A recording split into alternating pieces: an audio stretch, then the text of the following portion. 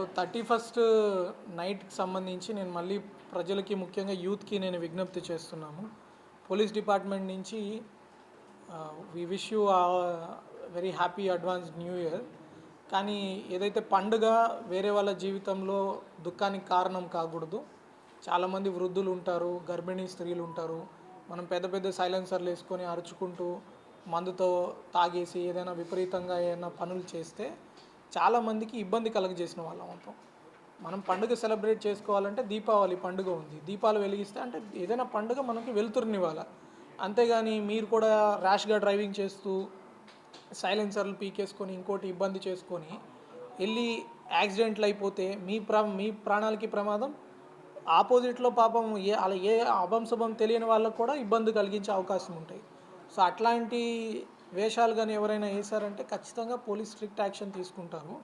ఈరోజు నైట్ మన అందరూ పోలీస్ ఆఫీసర్స్ కూడా స్ట్రిక్ట్గా రోడ్ ప్యాట్రోలింగ్ చేస్తారు. అందరూ ప్రజెన్స్ రోడ్స్ మీద ఫీల్ అవుతారు. ఎవరైనా అనవసరంగా అట్లాంటి కేసుల్లో ఇరుక్కోవద్దు. తర్వాత పేరెంట్స్కి కూడా విజ్ఞప్తి చేస్తున్నాం, మీరు అలాంటి పిల్లలు ఎవరైనా ఉంటే హ్యాపీగా చక్కగా మీ ఫ్యామిలీ అండ్ ఫ్రెండ్స్ తోటి కేక్స్ కట్ చేసుకోవడము, అరుగులు దాబాలు. Roads are not the places to be where we should celebrate. Roads are places for whom. పనికి వెళ్ళే వాళ్ళు, అంబులెన్సెస్, ఏదైనా వాళ్ళ ఇంపార్టెంట్ వర్క్స్కి అటెండ్ అయ్యే వాళ్ళ కోసం రోడ్స్ ఉన్నాయి.